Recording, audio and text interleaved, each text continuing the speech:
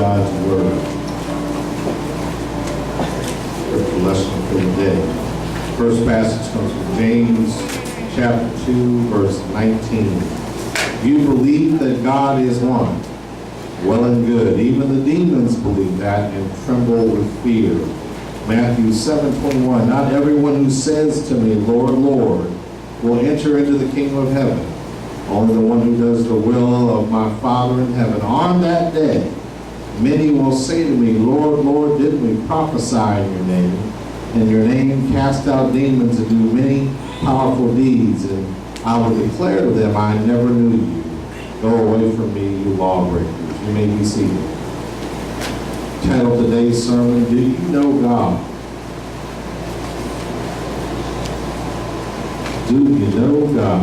You know, Americans, we do a lot of polls in America. We always, every time we turn around, some poll about something. And the last Gallup poll asked, what do Americans believe? And 89% of Americans said they believe in God. 89%. That's almost 9 out of 10 say they believe in God. But when you look around at our society, how many of the 89% actually live like they know who God is? I'm just saying, so they believe in God, but they don't act like He's alive. And Jesus said, only those who do the will of the Father in heaven know Him. So of that 89%, are they following God's word and commandments? Are they believing in God but living like He doesn't exist? In other words, are they Christian atheists? What's a Christian atheist, Pastor? That's someone who says they believe in God and live like He doesn't exist. I think that's a lot of folks in America. In fact, there's a lot of people in church like that. They say they believe in God, but when you look at how they live as though He doesn't exist. Some of us have a cultural Christianity. We're Christians because our parents are Christians. I'm a Christian because Grandma took me to church. I'm a Christian because I was born in America. I'm a Christian because, I don't believe in Islam. Hello? Some folks think that. Well, yeah, I'm a Christian. Ask them. Yeah, I'm a Christian. Okay, so do you live like a Christian? Well, no, I don't believe most of what the Bible says. I think it was written by a man somewhere, and I'm a good person, though. See, some of us know God in our memories. At one time, we were close to God, but not so much now. I think back to my high school best friend and how close we were in high school. We knew everything about each other. We spent a lot of time together. I mean, if one of us sneezed, the other one was probably helping. How many of y'all have friends like that? I mean, when you knew everything about them, we had nicknames for each other. We could say something to each other. Sometimes we knew what the other was going to say before they said it. We could just look at each other and know. That kind of communication. That was 38 years ago, though. We got together this past summer when I went up to visit Seattle, and we still know each other, but we don't know each other the same way we used to know each other. We're still friends, but we're not as close as we were because we haven't spent a lot of time around each other. Both of us are married with children and working and doing all these other things that take us away from that relationship with each other. So even though we kind of know each other, we're not as close as we used to be. See, that's how we are sometimes with God. See, when we first get saved, when we spend time with God, we're praying and reading the Bible, we're just in love with the Lord. We can see Him open church, then the storms of life hit a little bit, and we find ourselves getting away from God. And then when God calls us, we kind of know Him,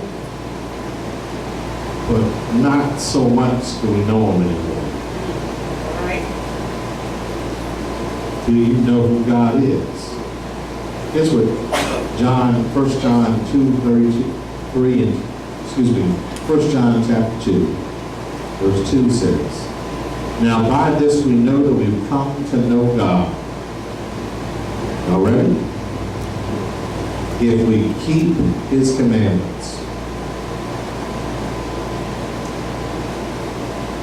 Read that again. Now by this we know that we have come to know God, if we keep his commandments. The one who says, I have come to know God, and yet does not keep his commandments is a liar. And the truth is not in such a person. But whoever obeys his word, truly in this person the love of God has been perfected. By this we know that we are in him. The one who says he resides in God ought himself to walk just as Jesus walked. Ooh, y'all got quiet there. That's an indictment. So 89% of Americans say they believe in God, but are 89% of them following his commandments? How many of y'all believe 89% of Americans are following God's commandments? How many of y'all believe 89% of church members are following God's commandments? Let's go there. We're not even go to hello. And the word says if you say you know but don't keep your commandments, you're a liar. Wow. How well do we know God? God cares about how we live. It's not important just to say to God, I believe you. Are you following him? Because the demons believe in God. How many of the devil believes in God? He does. He believes in God and fears God. He knows what God can do. Sometimes the demons look at us and go, oh, wow, they don't know who God is. Okay. Hello? What we talking about? The devil maybe. The devil won't make you do nothing. He'll whisper something in the air and watch you go make a record of your life. Man, I wouldn't have had the courage to do that. I guess he doesn't realize God kicked us out of heaven. Hello? Sometimes as humans we forget who God is because we don't know who God is. Because we don't spend that time with him, getting to know him. And getting to know him is important. Look at the scripture where Jesus said, they said, we cast demons out in your name and we perform great wonders. And he said, depart from me, I don't know who you are. That means you can be in church, an officer in the church, you can be laying hands on the sick and they're recovering and still not make it to heaven because you don't know who God is. What? Yeah. Uh-huh. What does God want? He wants relationship. God wants us to be involved in our daily actions and our daily lives. But our outward actions don't prove we have a relationship with God. What proves that is our heart. See, some of us look at what we do as a checklist. I went to church this Sunday, and I put $20 in the offering, and I didn't cuss today, you know. I didn't watch that bad show today. I put it on DVR, so watch tomorrow. Hello, we got checklists of, okay, okay, I was good today. No. Do you know God? Do you know God? And here's how you know. Is God changing your life? Are you walking as Jesus walked? Are you getting closer and closer to that relationship with God? How well you know someone determines what name you use. Well, the closer you are to something, more familiar the name. For instance, I'll give you an example of me. Some people will call me Dr. Martin. Some will call me Reverend Dr. Martin. They probably aren't my friends because they're calling me something that's a title. Nothing wrong with that. Some will call me Pastor Martin. Some people call me Cephas. My family members, hey Cephas. They know me a little bit more, right? Huh?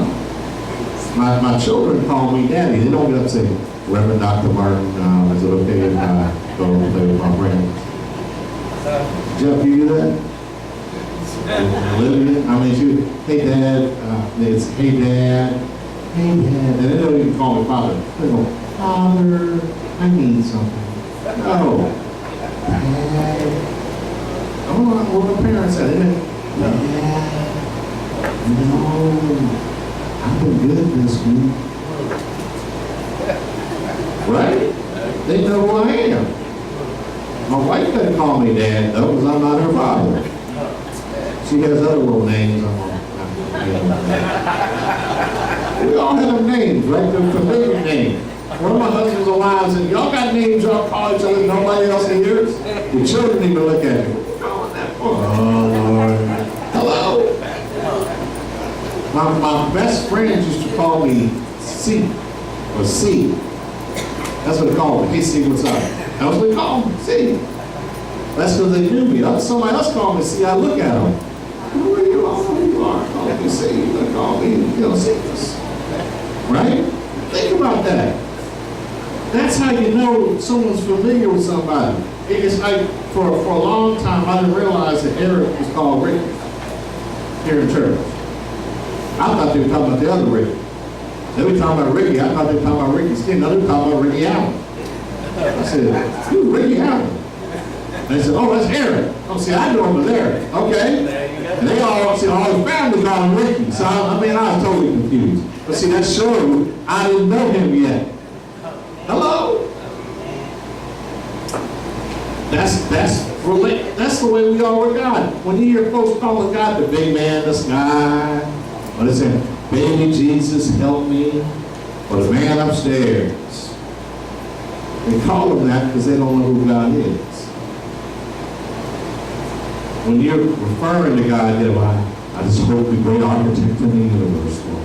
You know, it sounds holy, doesn't it? That means you don't know who God is. See, when you know who God is, and when you get close to God, you call him by names that show your relationship. When he has saved you from sin and set you free, you call him Savior. When you realize that he's healed you in your body, you call him Healer. When you've been through a tough time and you needed comfort, you call him Comforter. When you need him to be a rock of ages, he's a rock. When you need him to protect you, he's a fortress. When you need him to provide for you, you call him Provider. And when you need his strength, you call him Strong. When you know who Jesus is, when you know who God is, you call him by the name you're familiar with. Some of us call him Abba, Daddy. Do you call Jesus Daddy? Abba Father. That's what Abba means in the Greek, Daddy. That's hello, like my children. When I need something, I'll go, Father God, here on behalf of my family, asking for something. No, Daddy, I need some help. All right. That's how intimate you got to be with God. That shows that you know who God is because you call him by the name that is familiar. But when you don't know him, you don't know what to call him. Hello? When you kind of half in, half out, when you say you believe, but you don't want to live like you exist, you call them all them other stuff that nobody knows what you talk about. I love hearing some of these actions. Yeah, my faith is keeping me strong. Your faith in what? Oh, my faith. Okay, what does that mean? You have faith in that pew. We all have faith in the pew, amen? You know how I know that? Because we all come sit down on the pew, and we don't look to see if it's going to hold us up. Hello? How many of y'all do that? Look around, make sure the pew will hold you up. No, you just plop right on down. And if it ever broke, you'd be totally surprised and shocked. Huh? So what do you have faith in? See, when you have faith in a living God, you say who it is you have faith in. My faith in God, my faith in my Savior, my faith in my Comforter, my faith in my rock, my faith in my fortress, my faith in Abba Father, my dad. He's my dad. He was my dad when I didn't have a father around. He was my mother when I didn't have a mother. He was my family when my family had abandoned me. He is my rock. That's how you know God. And what separates you from God? What keeps us from knowing God? Sin. What? Sin. What's sin? Anything God's told you not to do that you do. What's the list? Anything you do that God has told you not to do what you go do. It separates you from God. What separates parents from their children? When they disobey their parents. Amen? We're my children, and y'all don't feel love when you've done wrong to your parents? When they told you to be home by 11 and you're home at 3? When you ain't coming in the house with boldness, you sneak in the house, ain't you? You sneaking, trying to be all quiet. Because we know we've done wrong. We want to face the wrath. Come on. Y'all, am I the only one who had parents like that? I do something I knew was wrong. Lord, please don't let my dad find out. Lord, please don't let my dad. Because I knew good and well that when my dad found out, he was going to tear my butt up. Yeah. That's what separates us from God, is when we do things God has told us not to do. But God wants to forgive us. He's willing to forgive us. He wants to have a close relationship with us. The entire story of the Bible is about us close to God, and at the end being close to God. Adam and Eve got to walk with God in the coolest of the day. He wants that for us again. We have to want to be close to God. Do you know God? If you just believe and act like He doesn't exist. Stand with me.